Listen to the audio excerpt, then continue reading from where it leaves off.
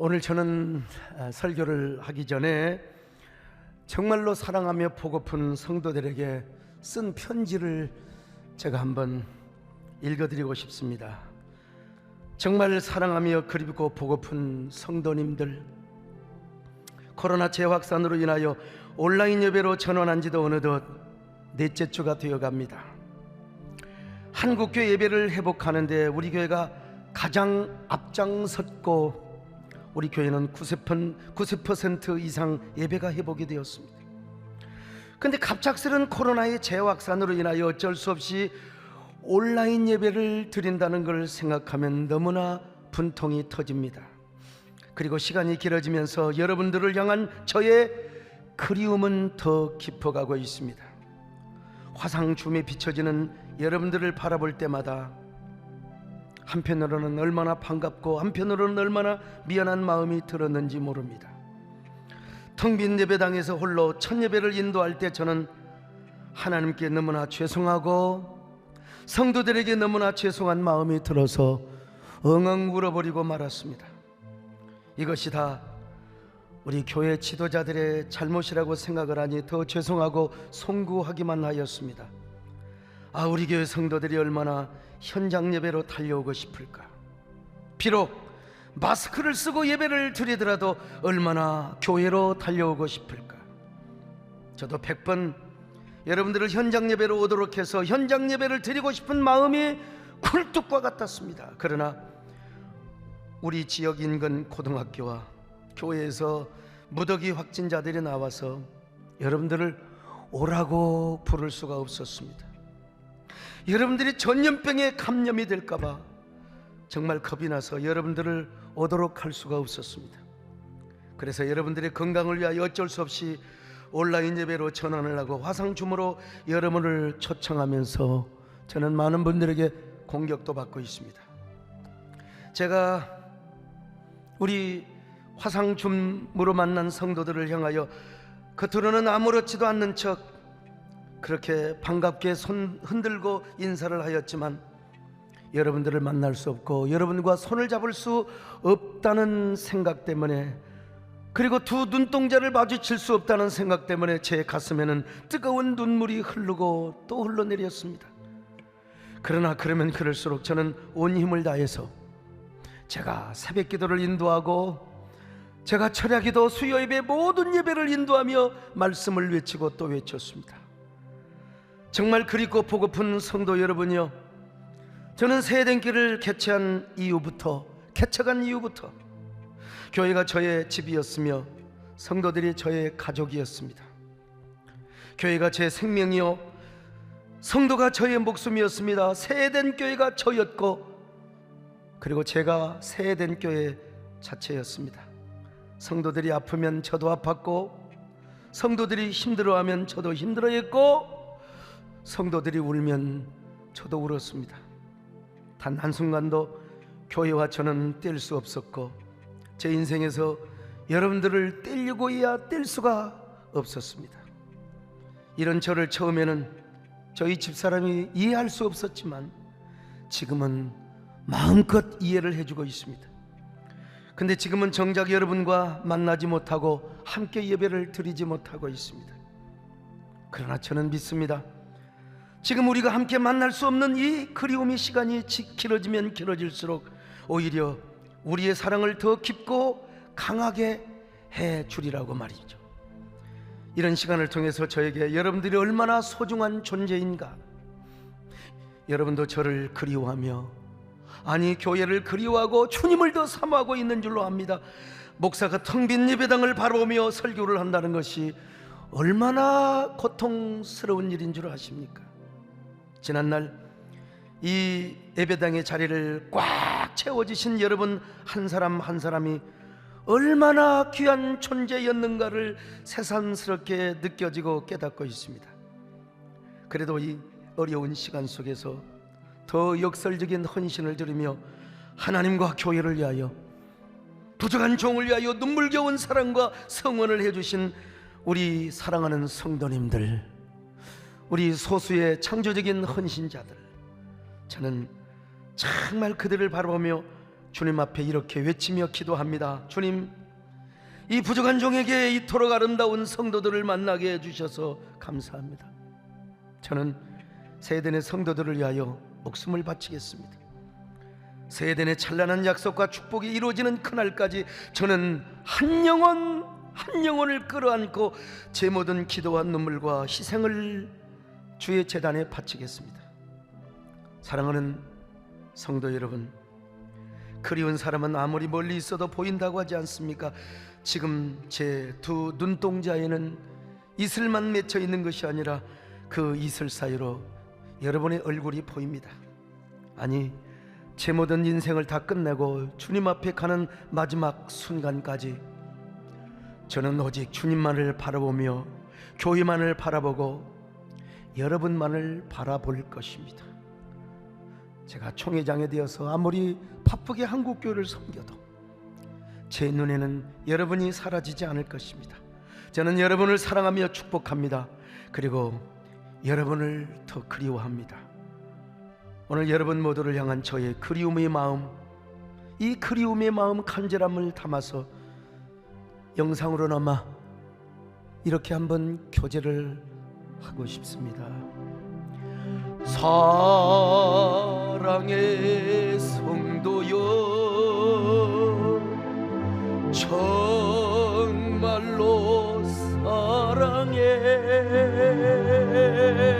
지금은 우리가 헤어져 있어서 얼마나 눈물을 흘렸는지 모른다고. 주님은 우리를 분명히 꽃처럼 만나게 해줄 거예요. 할렐루야, 아멘. 할렐루야, 아멘. 할렐루야.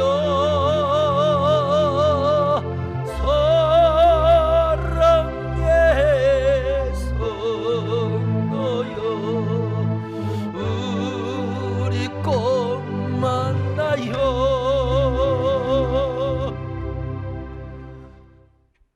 여러분, 누군들 현장 예배 보고 싶지 않겠습니까?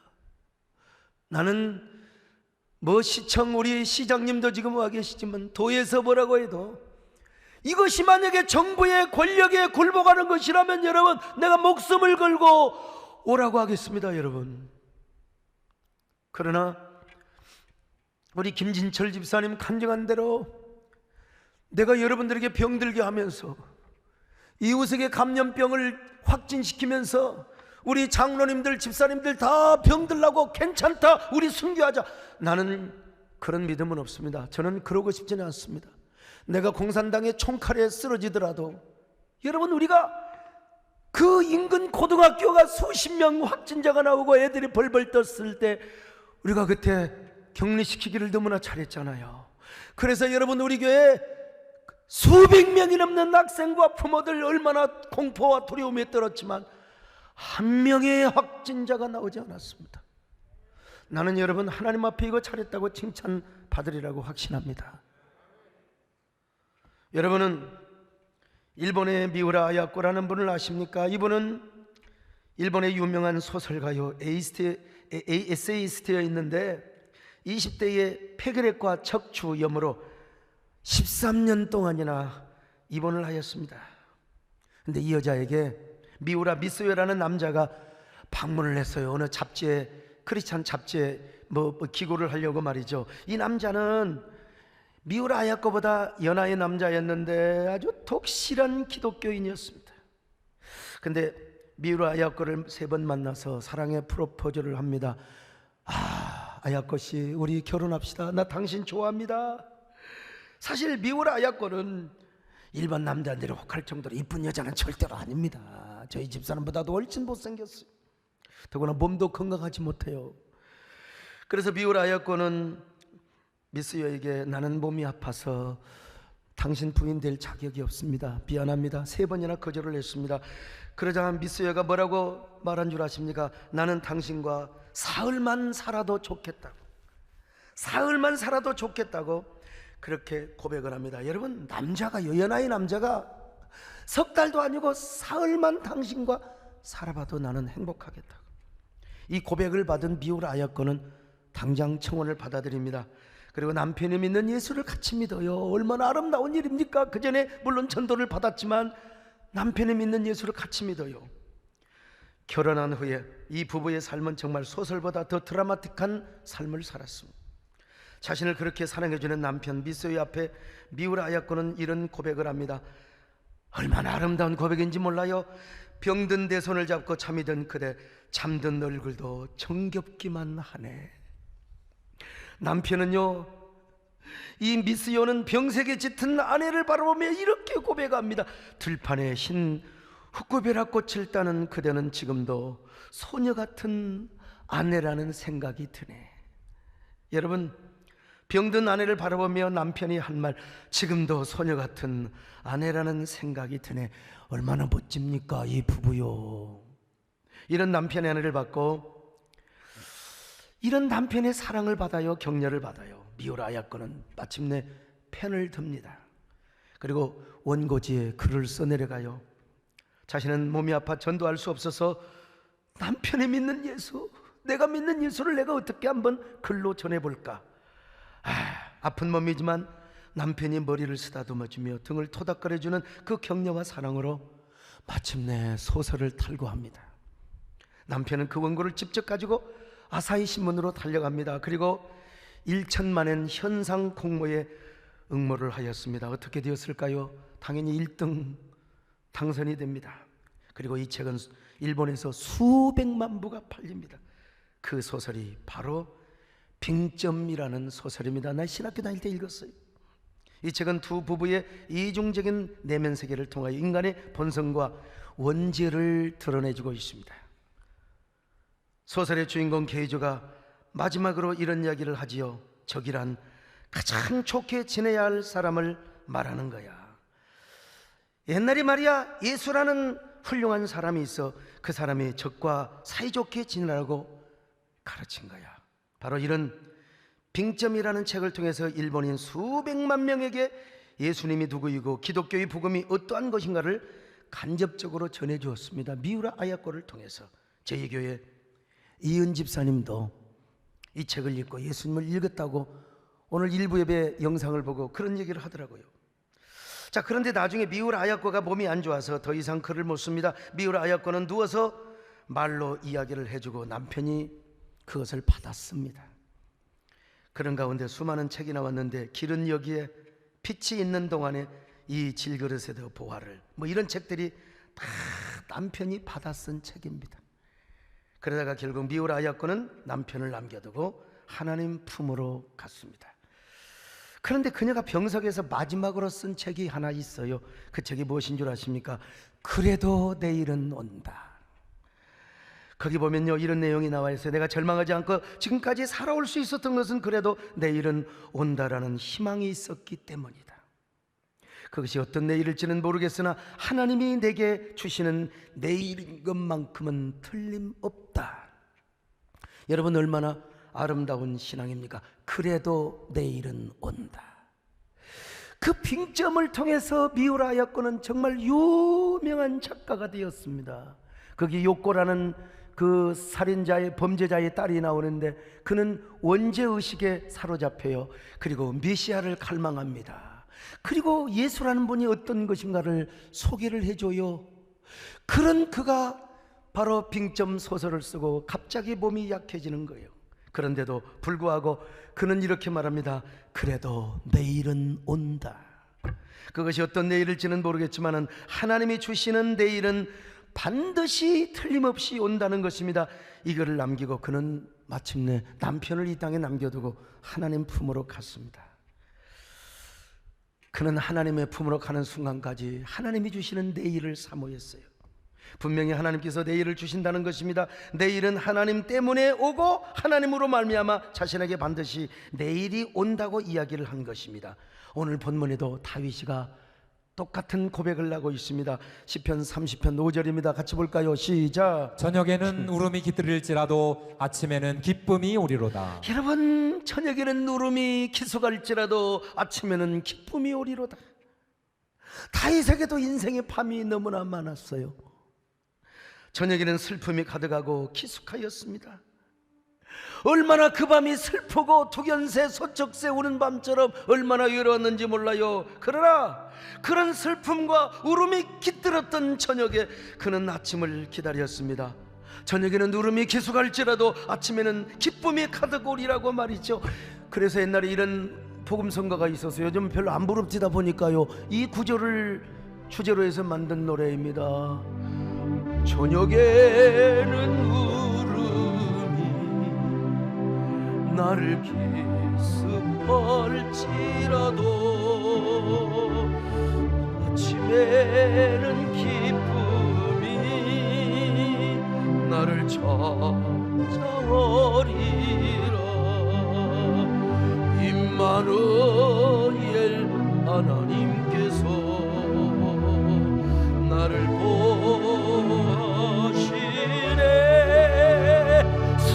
사랑의 눈동자로 나를 보시. 오늘 본문의 시는 다윗이가 지은 시입니다. 근데 이 표제를 보면요, 성전 낙성가라고 이렇게 적혀 있습니다. 무슨 말이냐? 다윗이가 먼저 이 시를 썼는데요, 바벨론 포로 후기에 에스라를 비롯한 경건한 유대인들이 이 시는 우리가 성전 낙성가의 노래로 한번 부르자, 그렇게 이제 붙여놓은 것입니다. 여러분, 특별히 남한국 유다 백성들은 바벨론 포로에서 돌아온 후 다시 회복을 주신 우리 하나님 앞에 노래를 부르고 싶었어요. 근데 자기들이 작사를 하는 것보다도 다윗이가 쓴 시를 자기들이 노래를 지어서 불렀던 것입니다. 이 다윗은 말이죠, 얼마나 경건한 사람이었는지, 그리고 자신의 개인의 그 역설적인 역전, 그 인생의 밤이 깊었는데 그 밤을 그야말로 아침의 기쁨으로 바꾸어 주시는 이 반전의 노래를 노래하고 있거든요. 다윗은 육체의 고통과 마음의 고통이 얼마나 크냐면요, 자신의 마음과 영혼이 저 스올 지옥에 떨어질 듯한 고통이 엄습했습니다. 그러나 자신의 마음이 무덤에 묻힐 정도로, 여러분, 몸은 멀쩡했지만 마음이 무덤에 묻힐 정도로 관 속에 그냥 뚜껑을 닫혀가지고 그런 그가 하나님 앞에 부르짖고 간구하였습니다. 하나님이 그를 고쳐주었고 자신의 영혼을 스올에서 끌어내 주셨습니다. 자신의 마음이 무덤에 묻히지 않도록 하나님께서 기쁨의 아침을, 희망의 아침을 주셨다는 것입니다. 자, 그래서 그는 이렇게 고백합니다. 시편 30편 2절로 3절입니다. 시작. 여호와 내 하나님이여, 내가 주께 부르짖음에 나를 고치셨나이다. 여호와여, 주께서 내 영혼을 스올에서 끌어내어 나를 살리사 무덤으로 내려가지 아니하게 하셨나이다. 여러분, 자신의 슬픔이 변하여 춤이 되게 하셨고 자신의 베옷을 벗기고 기쁨으로 띠를 띄우게 하셨다고 고백하고 있어요. 11절입니다. 시작. 주께서 나의 슬픔이 변하여 내게 춤이 되게 하시며 나의 베옷을 벗기고 기쁨으로 띠우셨나이다. 여러분, 과연 다윗의 삶은 역전의 삶이었잖아요. 반전의 은혜를 극적으로 누렸잖아요. 그의 밤이 아무리 깊고 그의 밤이 아무리 고통스러울지라도, 그러나 그의 인생의 아침에 기쁨이 오고 반전의 은혜가 가득하였어요. 그래서 바벨론에서 돌아와서 성전을 짓고 성벽을 건축했던 사람들이 보니까 우리가 받은 은혜와 똑같아요. 그래서 이 구절을 가지고, 여러분, 다윗의 이 찬양을 가지고 성전 낙성가를 불렀던 것입니다. 이런 마음으로 하나님, 다윗에게 이런 인생의 역전을 주신 하나님, 우리에게도 이런 역전을 주셨지 않습니까? 일찍이 우리의 조상 다윗이 이런 반전의 은혜를 누렸던 것처럼 우리도 바벨론에서 돌아와서 하나님의 성전을 짓게 하셨습니다. 저 사마리아 놈들이 이렇게 우리를 방해하고 방해 공작을 했어도 하나님은 우리 편에 되어 주셔서 성전을 낙성식을 하게 하셨습니다. 그리고 저 이방인 놈들이 말이요, 우리 동족을 빼앗아가고 아냐라다를 빼앗아가고 이 성벽을 무너뜨리고 갔을 때 하나님은 느헤미야를 보내주셔서 장엄한 예루살렘 성벽을 건축하게 하셨습니다. 이런 마음으로 그들은 이 다윗의 30편의 시를 성전 낙성가로 불러 올렸습니다. 이 노래는 공동체적인 성격이 강한 노래입니다. 개인의 경건을 위한 노래나 개인의 어떤 그 기도를 위한 노래가 전혀 아니에요. 함께 성전에 모여서, 함께 성벽을 건축하고 모여서 성벽 앞에서 불렀던 노래입니다. 공동체를 이루어 공동체가 함께 불렀던 노래입니다. 이 노래는 감사와 찬양이 먼저 있어요. 그러나 여러분, 서로가 서로를 고무하며 격려하는 구절도 있습니다. 우리 평생 죽는 그날까지 하나님만 찬송하며 삽시다. 어떤 어려움과 고통이 와도 우리는 하나님께 노래하며 삽시다. 이런 노래. 자, 30편 4절입니다. 시작. 주의 성도들아 여호와를 찬송하며 그의 거룩함을 기억하며 감사하라. 여러분, 지금 우리만 그렇게 하자는 게 아니요, 우리 성도들아 여호와를 찬송하며 그의 거룩함을 기억하며 감사하자. 어떤 고난이 와도 지금 우리에게 베풀어 주신 은혜를 기억하며 감사하며 살자는 것입니다.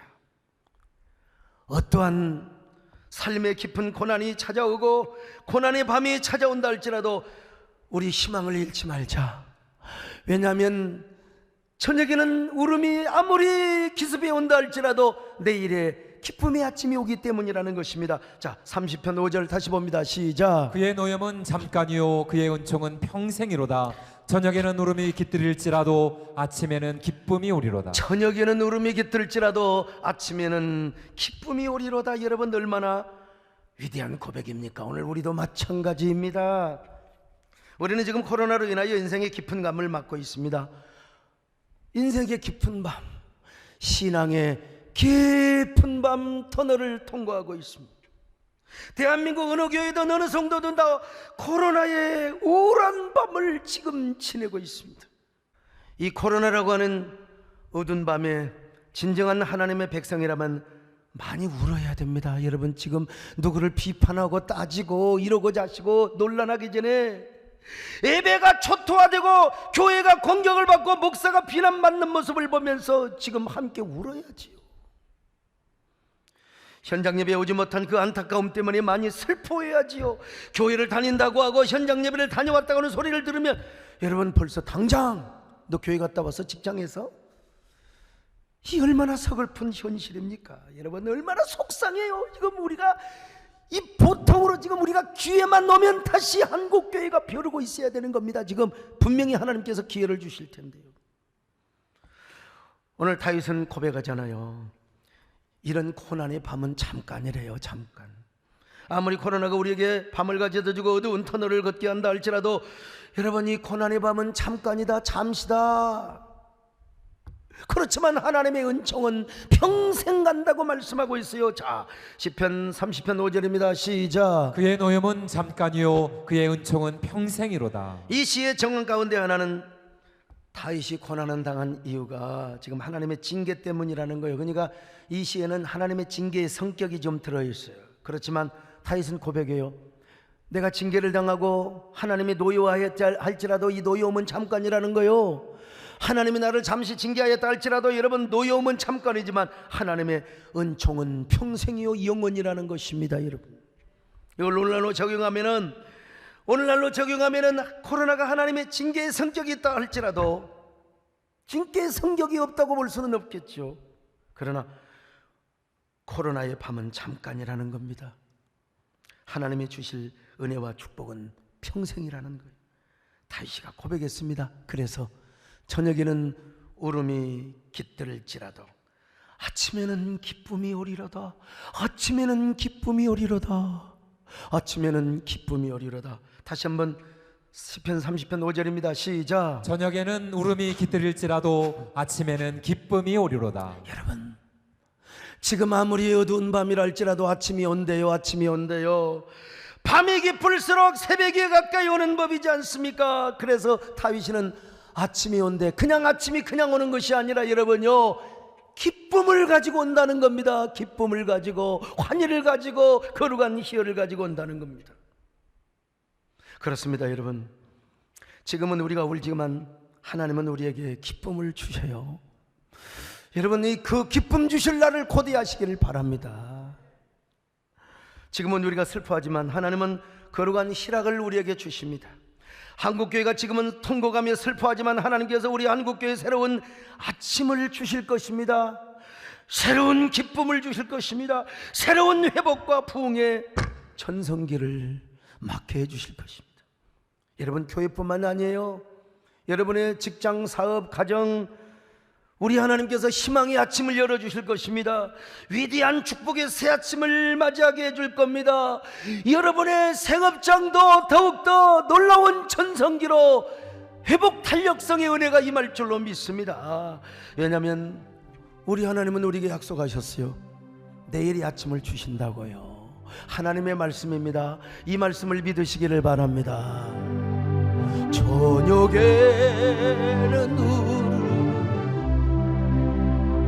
나를 기습할지라도 아침에는 기쁨이 나를 찾아오리라. 임마누엘 하나님께서 나를 보시네.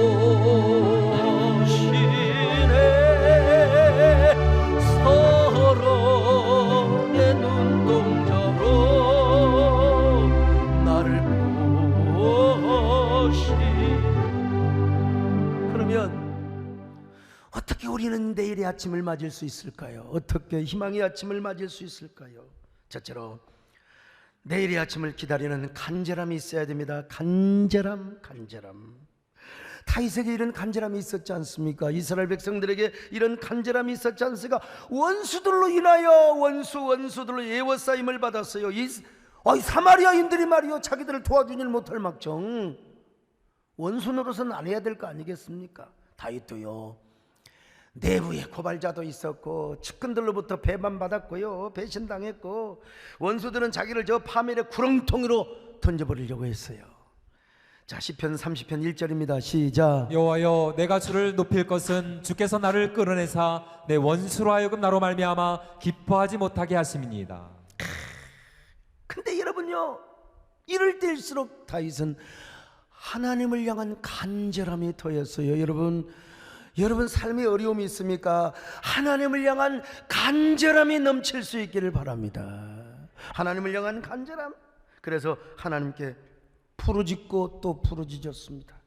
자, 시편 30편 2절입니다. 시작. 여호와 내 하나님이여, 내가 주께 부르짖음에 나를 고치셨나이다. 여러분, 어려움이 올 때 자포자기한 게 아니라 이럴수록 하나님에 대한 간절함이 있었다니까요. 자, 시편 30편 8절로 9절입니다. 시작. 여호와여, 내가 주께 부르짖고 여호와께 간구하기를 내가 무덤에 내려갈 때에 나의 피가 무슨 유익이 있으리요? 진토가 어떻게 주를 찬송하며 주의 진리를 선포하리. 하나님을 향한 간절함이 있었던 것입니다. 여러분, 주님의 반전의 은혜와 역전의 은총을 얼마나 간절하게 사모했는지를 모릅니다.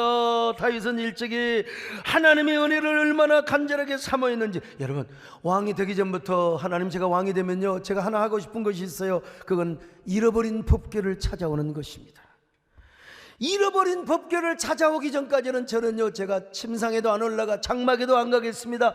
눈꺼풀을 잠시라도 쉬지도 않겠습니다. 자지 않겠다는 말입니다. 여러분, 자, 시편 132편 3절 5절입니다. 시작. 내가 내 장막집에 들어가지 아니하며 내 침상에 오르지 아니하고 내 눈으로 잠들게 하지 아니하며 내 눈꺼풀로 졸게 하지 아니하기를 여호와의 처소 곧 야곱의 전능자의 성막을 발견하기까지 하리라 하였나이다. 그래서 왕이 되자마자 당장 그는 하나님의 언약궤를 찾으러 갔어요. 잃어버린 언약궤. 그 언약궤가 저 에브라다 기럇 여아림에 있다는 소식을 듣고 숨이 얼마나 가빴는지, 오늘날로 말하면 지금 잃어버린 예배, 현장 예배를 지금 잃어버린 거예요. 그 예배를 다시 복구하겠다는 소식이 들려오는 거예요. 지금 다윗이가 춤을 추며 그 뛰는 심장과 벅찬 가슴을 이겨내지 못하고 이런 노래를 부르며 껑충껑충 달려갑니다. 이런 바로 이 구절을 최인혁 집사님이 이 노래화한 것이 이 노래입니다. 잃어버린 법궤를 찾아서 너의 사모함을 주께 가져와, 너의 너의 모든 삶에 축복 넘치리. 너의 간절함을 주께 가져가 주의 강한 손들을 일으키리라. 사모하는 법궤를 찾아서, 사모하는 소망을 찾아서, 사모하는 은혜를 찾아서, 사모하는 약속을 찾아서, 사모하는 법궤를 찾아서, 사모하는 예배를 찾아서 우린 떠나야 해. 여러분에게 이런 간절함이 있습니까? 다윗의 간절함이 있습니까? 다윗의 간절함. 오늘 코로나로 인한 이 어둡고 깊은 밤에 여러분 얼마나 하나님을 갈망하고 있고 현장 예배를 갈망하고 있습니까? 예배에 대한 간절함, 예배 회복에 대한 내일의 아침, 교회 회복과 부흥이 있을 내일, 그 내일을 여러분은 얼마나 지금 간절하게 사모하고 있습니까?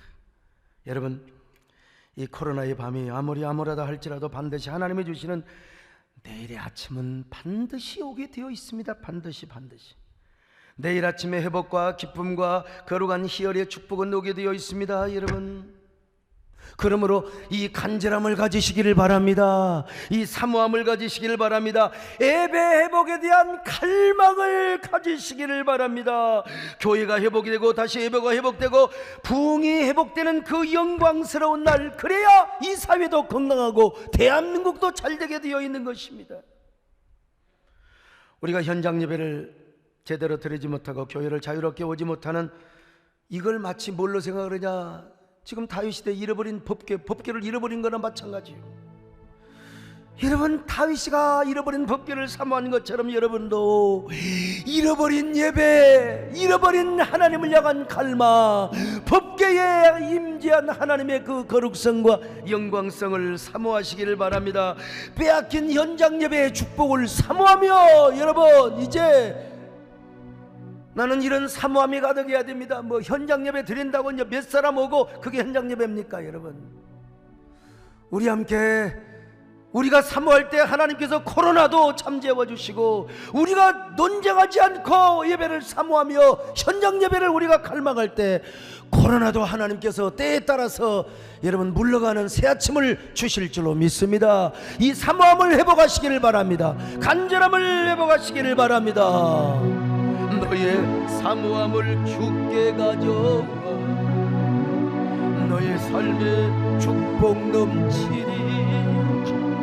너의 간절함을 주께 가져와 주의 강한 손너를 일으키리라.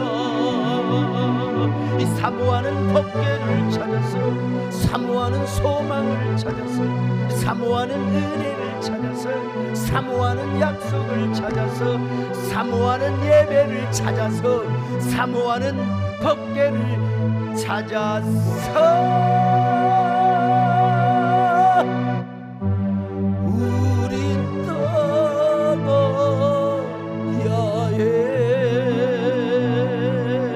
간절함에 이어 두 번째로 이제는 또 다른 내일을 기대할 수 있어야 됩니다. 또 다른 내일. 청교도인들이요, 영국의 국교도들로부터 핍박을 받을 때 이런 인사를 하면서 서로 위로를 나누었습니다. 아직 우리에게 가장 좋은 것은 오지 않았습니다.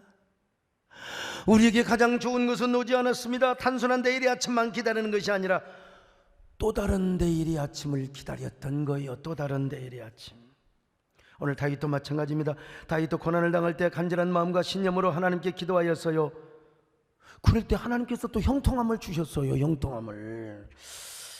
그런데 우리 하나님께서 그런 내일의 아침을 주셔놓고, 아이 세상에 또 무슨 날벼락입니까? 은혜를 주셔놓고 또 하나님께서 가끔 당신의 얼굴을 가리울 때가 있어요. 다윗이가 근심하며 슬퍼할 수밖에요. 30장 6절로 7절입니다. 시작. 내가 형통할 때에 말하기를 영원히 흔들리지 아니하리라 하였도다. 여호와여, 주의 은혜로 나를 산같이 굳게 세우셨더니 주의 얼굴을 가리심에 내가 근심하였나이다. 주의 얼굴을 또 가려버리네. 왜 어느 날. 그래서 그는 또 또 다른 내일의 아침을 또 기다렸어요. 또 기다렸어요. 그랬을 때 하나님께서 정말 또 다른 아침을 주셨던 것이죠.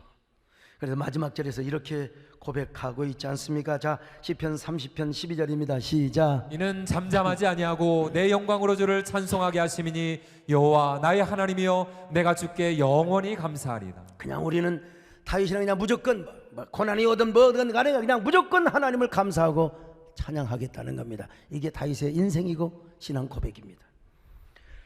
코로나가 어느 정도 소강 상태로 가고 수그러질 때 저는 한국교회 해백 운동에 앞장섰습니다. 교회에서 돈도 제일 많이 쓰고 공적 사역에 저희 교회는 이런 거 모르는 사람은 끝까지 몰라요.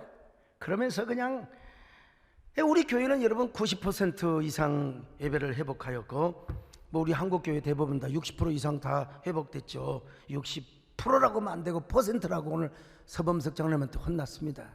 프로면은 좀 촌스럽다고 그러세요. 퍼센트. 하나님께서 내일이라고 하는 선물을 우리 모두에게 다 줬어요. 한국교회에 줬어요. 근데 이 웬 날벼락입니까? 여러분 진짜 교회에서 적지 않는 확진자가 나왔어요. 그러니까 뭐 국민들이 막 분노의 화살을 교회로, 언론도 교회를 희생양으로 삼아버리고 말이죠. 어떤 사람은 가만히나 있지, 소강석 당신이 괜히 해백운동을 해가지고 이런 날벼락을 맞았다면 내가 그날 그 소리를 듣고 제가 잠을 못 이뤘어요. 아, 내가 진짜 내가 괜한 일을 했나? 그러나 여러분 제가 공격받는 거 좋아요. 한국교회가 편가르게 해서는 안 됩니다. 지금 나는 현장 예배에 드린 사람 존경한다고 그랬어요. 예? 정부에서는 안 좋아할지 모르지만 현장 예배 드리면서 자기 믿음으로 드리면서 확진자 안 나오고 정말로 그렇게 해서 모범이 된다고 하면은 나는 진짜 박수 치겠어요. 그러나 저는 겁이 나요.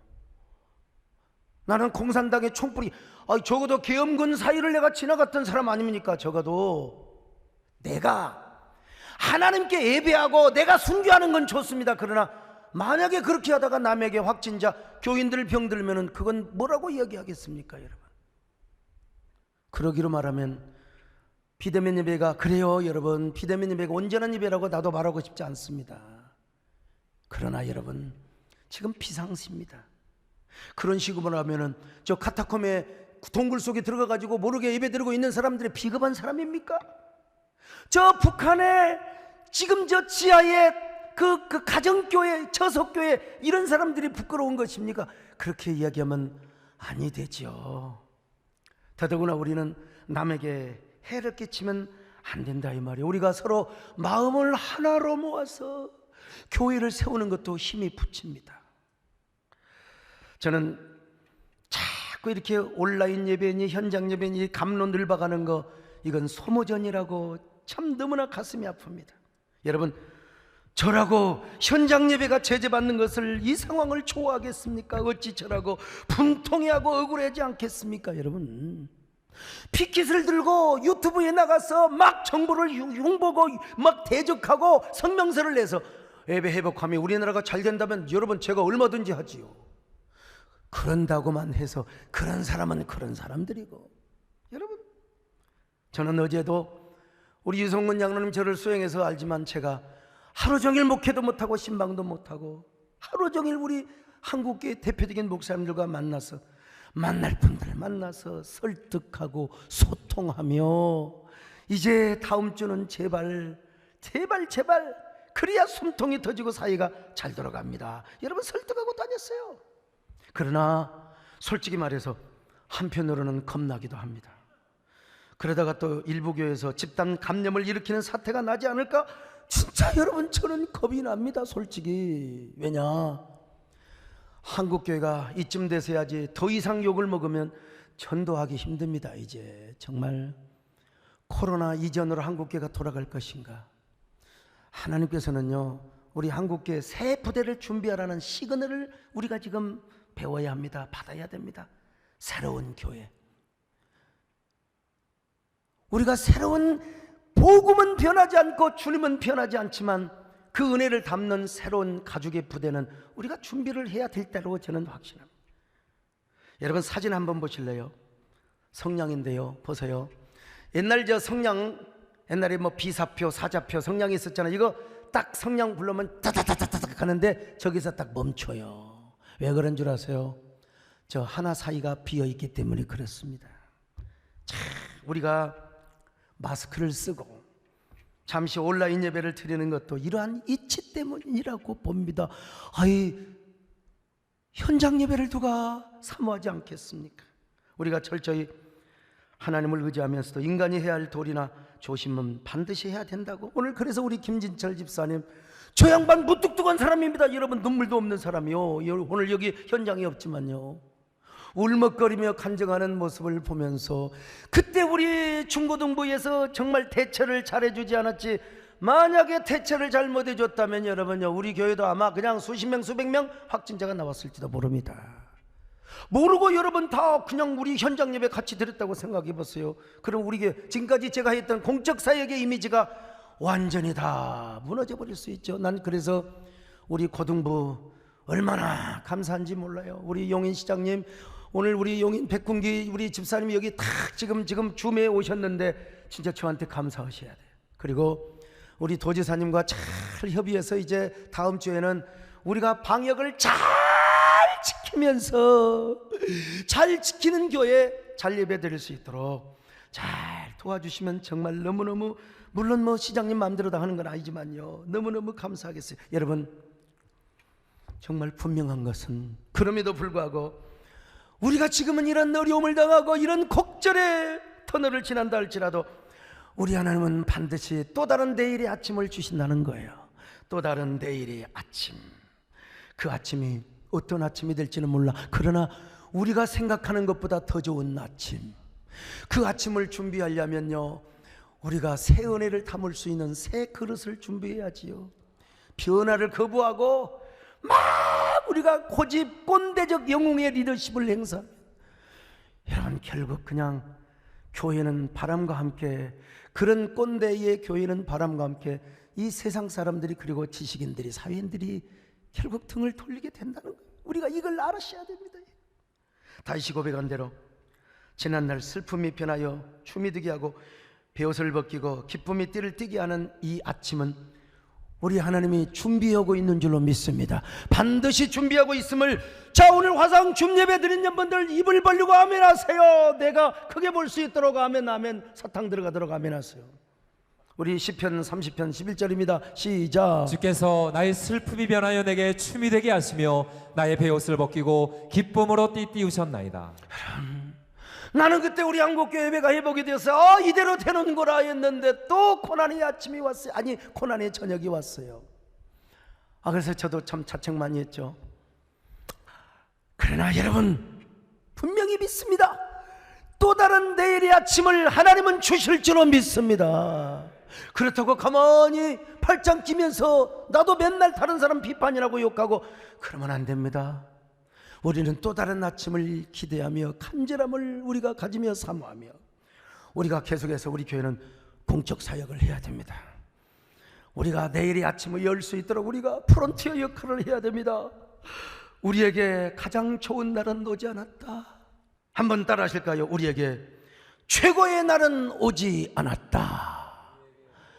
자, 우리 화상 예배 드린 분 따라하세요. 우리에게 최고의 날은 오지 않았다. The best is yet to come. 여러분, 우리 하나님은 결코 모선을 우리에게 주시지 않습니다. 합력하여 선을 이루게 하십니다. 우리 그 좋으신 하나님을 찬양하면서 우리 함께 기도로 나아가십시다. 좋으신 하나님, 좋으신 하나님, 참 좋으신 나의 하나님, 좋으신 하나님, 좋으신 하나님, 좋으신 하나님, 좋으신 하나님을 찬양합니다. 좋으신 하나님, 좋으신 하나님을 찬양합니다. 하나님, 우리에게 또 다른 내일의 아침을 주시옵소서. 그 아침을 향하여 우리가 간절함으로 나가게 하여 주시옵소서. 예수님의 이름으로 기도 올리옵나이다. 아멘.